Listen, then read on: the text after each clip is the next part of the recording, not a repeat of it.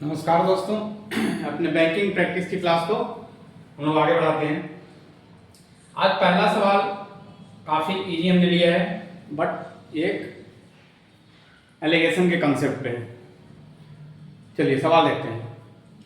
A shopkeeper has 50 kg of rice. He sells a part of it at 20% profit and the rest at 40% profit word यहाँ छूट गया।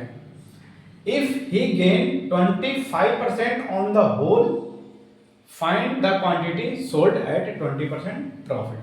जब भी इस type का सवाल है जिसमें दो चीज को मिक्स किया जा रहा है और होल पे कुछ हमें मिल रहा है, इट मीन्स वो एलिगेशन का सवाल है।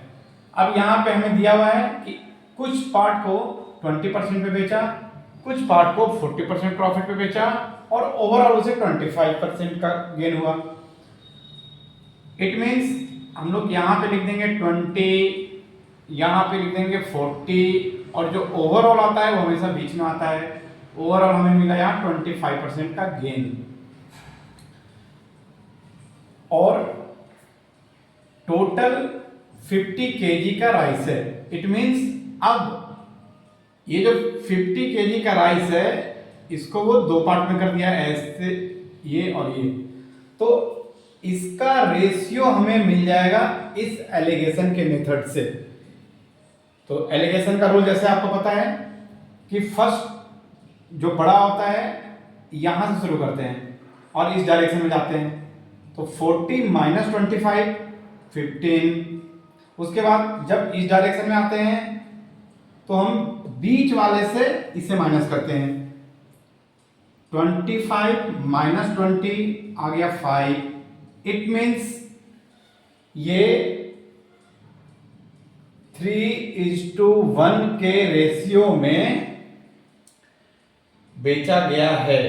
ठीक है, तो 20% वाला कितना है 3, 40% वाला कितना है 1, पूछा जा रहा है 20% वाला। तो चूंकि 3 + 1 4 का वैल्यू कितना हो जाएगा 50 के बराबर, इसलिए 1 का वैल्यू कितना हो जाएगा 12.5 के बराबर, इसलिए 3 का वैल्यू कितना हो जाएगा 37.5 के बराबर, यानी ये केजी। इतना उसे 20% प्रॉफिट बेच दिया। और अगर ये पूछता 40% वाला तो 12.5 kg। तो एलिगेशन का यूज करके बहुत ही सिंपल तरीके से सवाल को बनाया जा सकता है। नेक्स्ट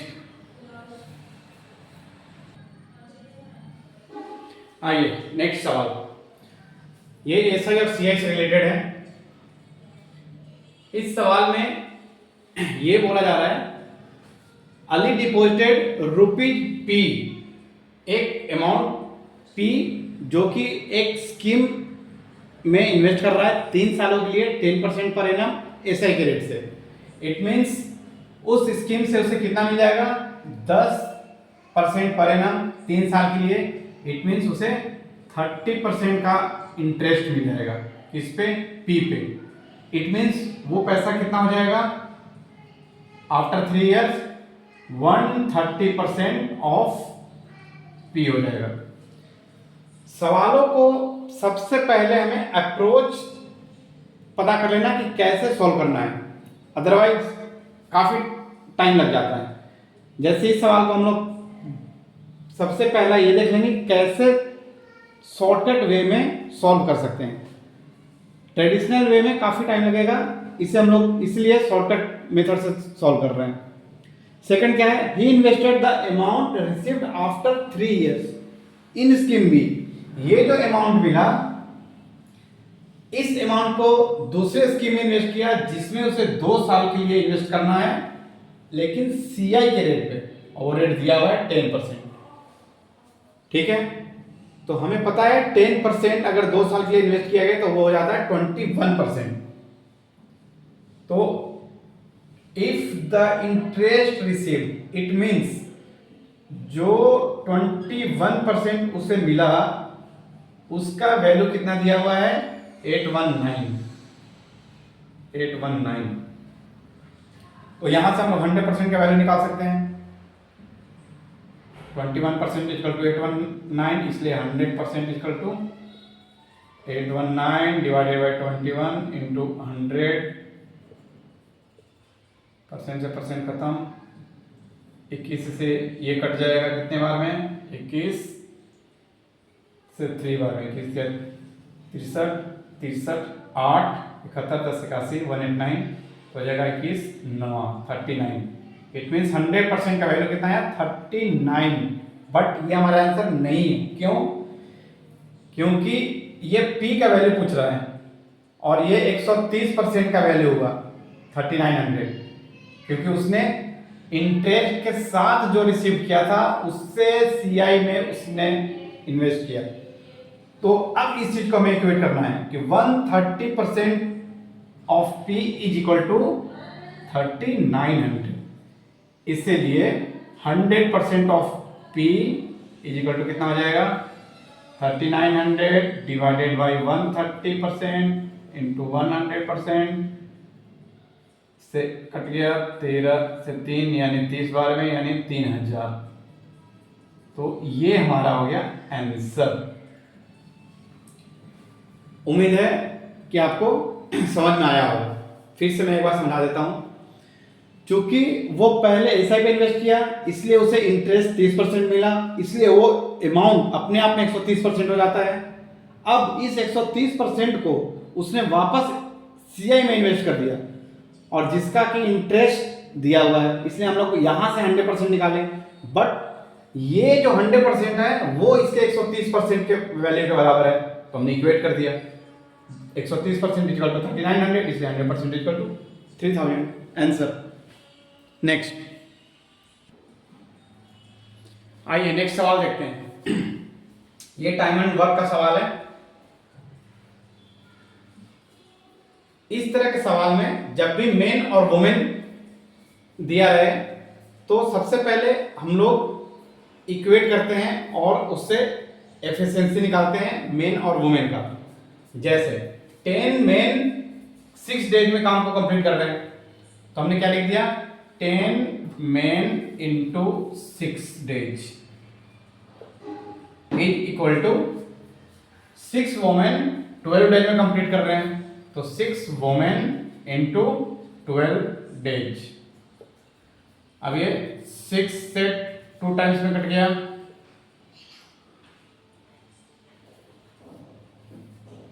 2 3 जा 2 5 जा, तो यहां रह गया 5 और यहां रह गया 6।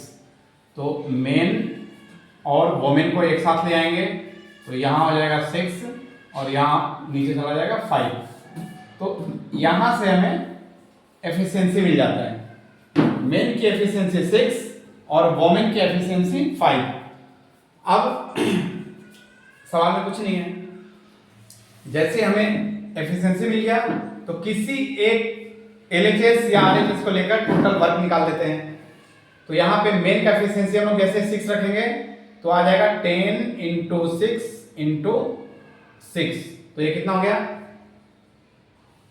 6 छक 36 नहीं 360। टोटल वर्क हमारा आ गया 360, यही हो जाता है टोटल वर्क। टोटल वर्क हमें जैसे निकल गया, अब हम लोग आसानी से निकाल सकते हैं। In how many days will 15 main and 10 women together complete the same work.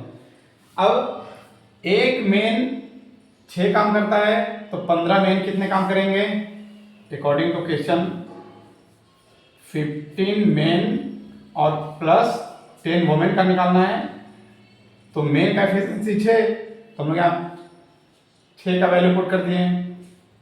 Women का एफिशिएंसी 5, तो यहाँ पे 5 का वैल्यू पुट कर दिए।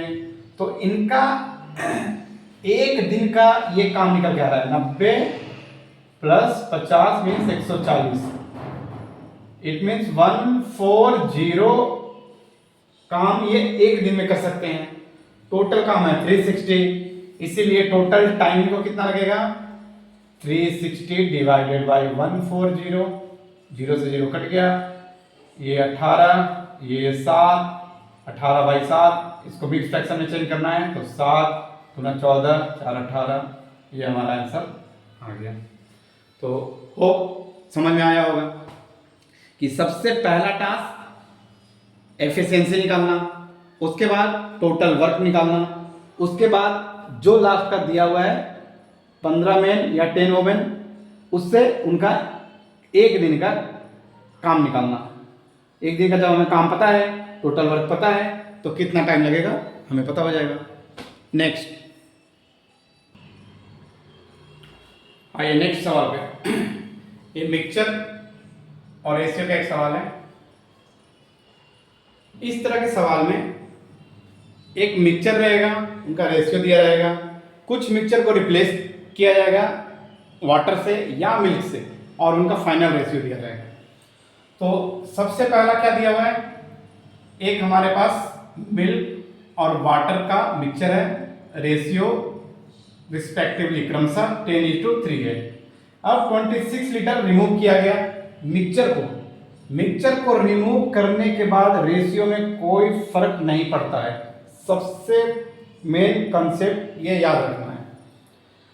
तो अब रिप्लेस किया गया 10 लीटर ऑफ वाटर से, तो चूंकि अब वाटर मिक्स किया जा रहा है तो मिल्क के रेशियो पे कोई फर्क नहीं पड़ना चाहिए।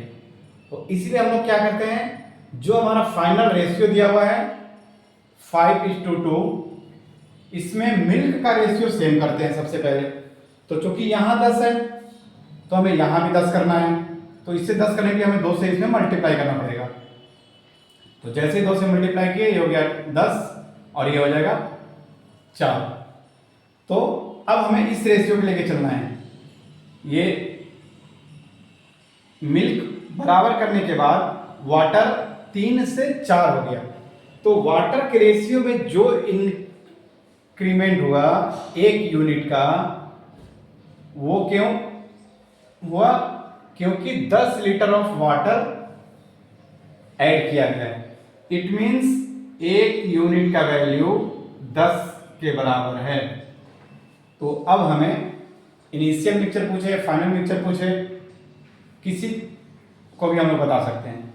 इनिशियल मिक्सचर अगर वो पूछ रहा है तो एक का वैल्यू 10 है, तो टोटल कितने हो गए, 10 × 10 100 ये हो गया, 3 × 10 30 ये हो गया, टोटल 130 हो गए। तो 130 में 26 litre of this mixture was removed, 26 litre mixture हटाया गया था, तो उस 26 लीटर मिक्सचर को ऐड कर देंगे। बस ये चीज ध्यान रखना है कि जो मिक्सचर रिप्लेस किया गया है उस मिक्सचर को इंक्लूड कर देना है। अगर इनिशियल क्वांटिटी पूछा जाए तब, तो 130 + 26 इट मींस 156। आइए एक और देखते हैं। इनिशियल रेशियो ये है, 26 लीटर रिमूव किया गया, तो मिक्सचर के रेशियो पे कोई फर्क नहीं पड़ता है। फाइनल रेशियो दिया हुआ है, और अगर यहाँ पे वाटर की जगह मिल्क डाला जाता तो हम लोग वाटर का रेशियो सेम करते हैं, बट यहाँ पे वाटर मिक्स किया गया है तो मिल्क का रेशियो सेम किए। कितना यूनिट बढ़ा उसका वैल्यू दिया रहेगा, और इस हिसाब से हम लोग इनिशियल मिक्सचर का वैल्यू निकाल सकते हैं, जिसमें रिमूव मिक्सचर को ऐड करना है। मैक्सिमम स्टूडेंट यहीं पे गलती करते हैं, जल्दबाजी के चक्कर में वो भूल जाते हैं। नेक्स्ट, ये एक एज और एवरेज का सवाल है जो काफ़ी इजी है, बट इसमें जैसे ही आप एवरेज के सवाल को पढ़ते हैं तो उसमें सिर्फ एक ही चीज आपके माइंड में आना चाहिए कि जैसे ही एवरेज उसने बता दिया इट मींस वो मल्टीप्लाई होगा, मींस सॉरी प्लस होगा। Average age of wife and husband is 23 years। आगे क्या लिखा हुआ है, when they were married 5 years ago। 5 साल पहले उनका एवरेज एज 23 years था। इट मीन्स आज के डेट में क्या हो जाएगा, नाउ 5 साल पहले 23 और वाइफ और हस्बैंड 2 लोग हैं, इट मीन्स 23 + 23 यानी 46। और आज के डेट में क्या हो जाएगा, दोनों का 5-5 साल और हो गया है, it means 46 plus 10 equal to 56। बस यही इसमें मेन चीज़ समझने के लिए था, अदरवाइज इसमें कुछ नहीं है। एवरेज एज दिया हुआ है, वाइफ हस्बैंड एंड चाइल्ड का हुआ born during the interval is 20 year now. अब आज के डेट में हस्बैंड, वाइफ प्लस हस्बैंड और plus child is equal to कितना हो जाएगा, क्योंकि ये 3 लोग हैं तो 20 गुना 3 यानी 60। अब देखो वाइफ और हस्बैंड का जब 56 है तो 60 तीनों का मिलाकर आया, इट मीन चाइल्ड का कितना आना चाहिए, तो ऑब्वियस सी बात है 60 माइनस 56 इक्वल टू 4। तो चाइल्ड का एज पूछ रहा है, चाइल्ड का एज इक्वल टू 4 ईयर। तो ये बहुत इजी सवाल था। नेक्स्ट, ये भी काफी इजी सा सवाल है बट प्रैक्टिस के लिए हम लोग ले लिए हैं। ये ट्रेन की लेंथ, स्पीड और रिलेटिव स्पीड से रिलेटेड है।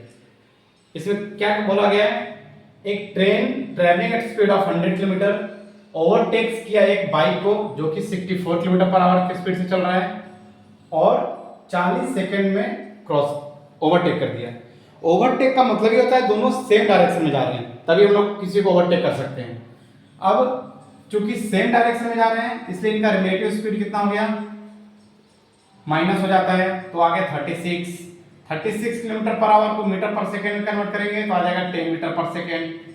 अब चूंकि हमें स्पीड पता है, टाइम पता है, 40 सेकंड में वो इसे क्रॉस कर रहा है, इसलिए डिस्टेंस यानी ट्रेन की लंबाई, ट्रेन जब भी बाइक, पोल इन सब को क्रॉस करती है इट मींस वो अपनी ही लंबाई को क्रॉस करती है।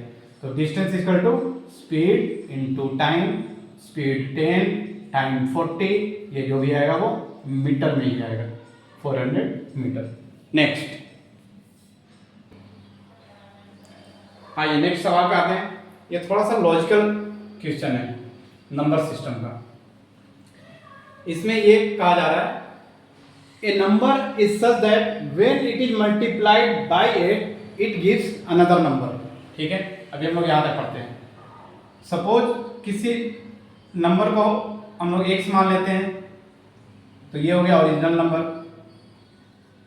अब उससे 8 से मल्टीप्लाई किया गया तो ये हमारा आ गया, मल्टीप्लाई करने के बाद सेकेंडरी नंबर। अब आगे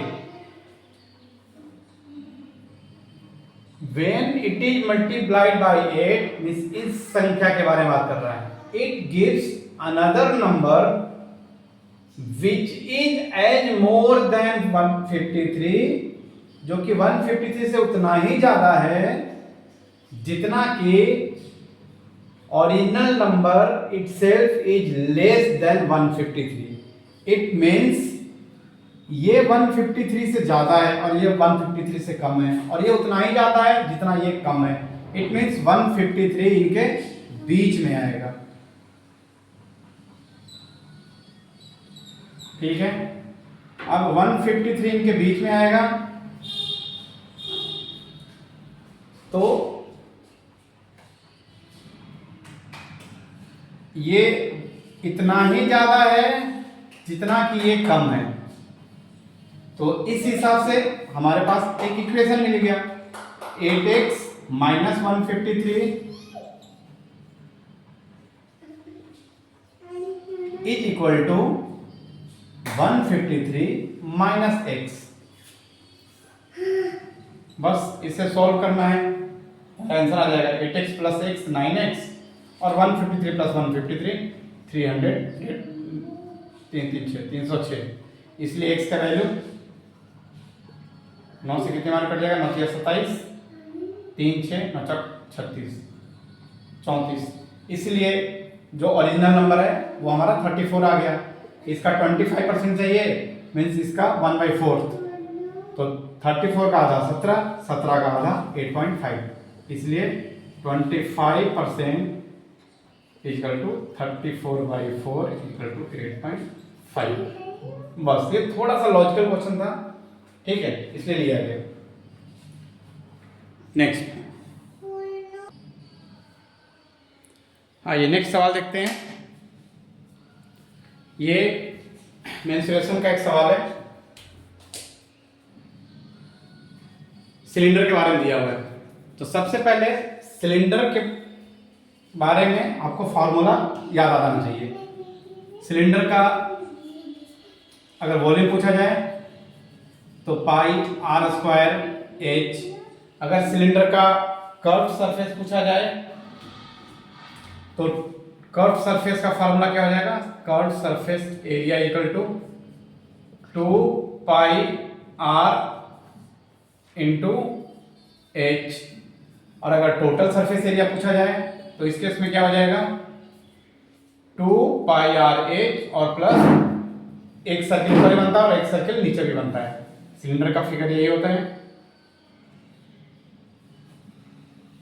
तो ये पाई आर स्क्वायर और ये पाई आर स्क्वायर ऐड हो जाएगा। अगर इसमें हम चाहें तो पाई आर कॉमन भी ले सकते हैं, सॉरी ये 2 पाई आर स्क्वायर हो जाएगा, तो 2 पाई आर कॉमन हो जाएगा, तो एच प्लस आर। ठीक है, अब इसे हम लोग सॉल्व करते हैं। क्या बताया जा रहा है, respective ratio of radius of 2 right circular cylinder is 2:3। ठीक है, R1 और R2 का वैल्यू दिया हुआ है, दो सिलेंडर बना दिया गया है, इसका R1 इसका R2। R1 का वैल्यू 2, R2 का वैल्यू 3। अब क्या बताया जा रहा है, ratio of volume of cylinder of A and B 7:9। तो हम लोग एक का वॉल्यूम निकाल लेते हैं और दूसरे का वॉल्यूम निकाल लेते हैं। इसका रेशियो दिया हुआ है 7:9। अब वॉल्यूम का फॉर्मूला क्या होता है, अभी हमने देखा पाई आर स्क्वायर एच, यानी पाई आर स्क्वायर, आर की जगह 2 रखना पड़ेगा, 2 का स्क्वायर करना पड़ेगा तो 4 हो जाएगा। एच की जगह नहीं पता, h1 लिख दिया। सेम ऐसे ही पाई आर स्क्वायर, आर की जगह 3 रखना पड़ेगा, 3 का स्क्वायर किया तो 9 आ गया। h2 हमें नहीं पता तो हमने h2 लिख दिया। अब यहाँ से हमें h1 और h2 का रेशियो पता हो गया, 9 से 9 कट गया, पाई से पाई कट गया, h1/h2 इज इक्वल टू 7/4। ये हमारा आंसर हो गया। नेक्स्ट आइए, जैसा कि हम लोग 5 नंबर सीरीज के सवाल देखते हैं तो हम उस पे आ जाते हैं। सबसे पहला सवाल है, अब चूंकि यहाँ पे छोटी संख्या से चलना ज्यादा इजी हो जाता है तो हम लोग यहाँ से डिफरेंस निकालेंगे सबसे पहले। तो 95 और 104 का डिफरेंस आ गया 9।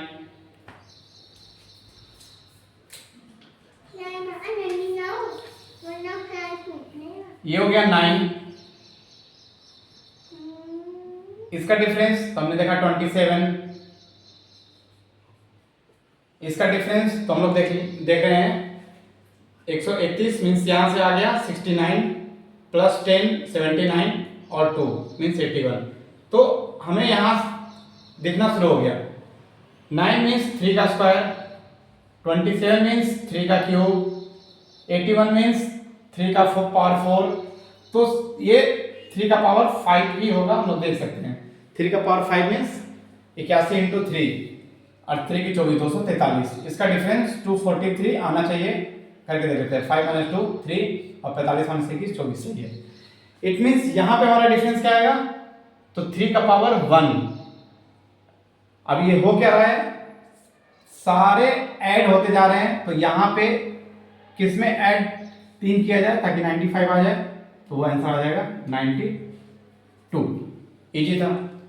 नेक्स्ट 2 3 8 27 112। तो इसमें हम लोग डिफरेंस निकाल कर चेक कर सकते हैं। तो आया 1, फिर ये आया 5, फिर यहाँ पे आया 19।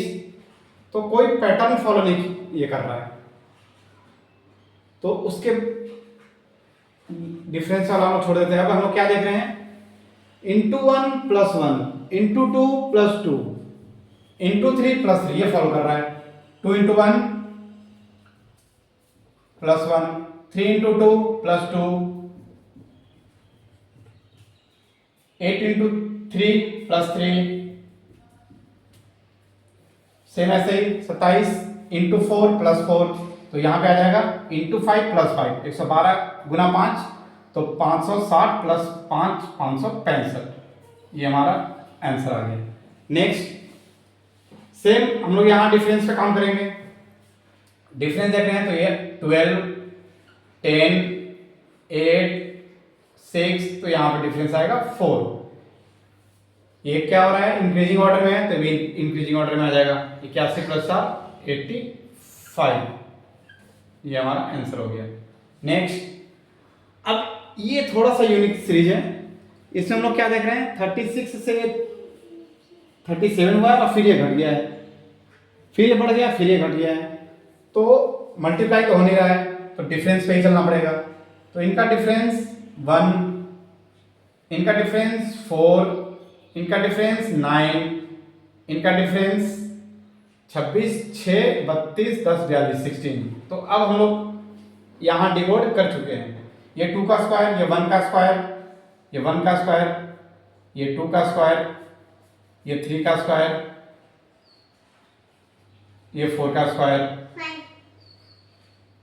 तो नेक्स्ट जो आ जाएगा वो 5 का स्क्वायर। इट मीन्स 25 25 इसमें जैसे जोड़ेंगे ये हमारा आंसर हो गया 51। नेक्स्ट 5 से 7.5 हुआ है, 7.5 से 15 हुआ है, तो हमें ये क्लियर दिख रहा है कि ये डबल हुआ है। तो ये देख लेते हैं क्या हुआ है, ये 1.5 गुना हुआ है, तो गुना 1.5 गुना 2 गुना, अगर हम लोग 1.5 से 2 किए तो 2 से ये 2.5, 15 गुना 30, ये 2.5 गुना है। तो ऑब्वियस सी बात है ये यहाँ पे 3 गुना आ जाएगा। तो जैसे हम लोग 3 गुना करेंगे 37 गुना 3 111, और 0.5 को 3 से मल्टीप्लाई करेंगे तो 1.5 मीन्स 111 में 1.5 ऐड करेंगे तो 102.5। तो ये हमारे 5 नंबर सीरीज के सवाल हो गए। Okay, thank you.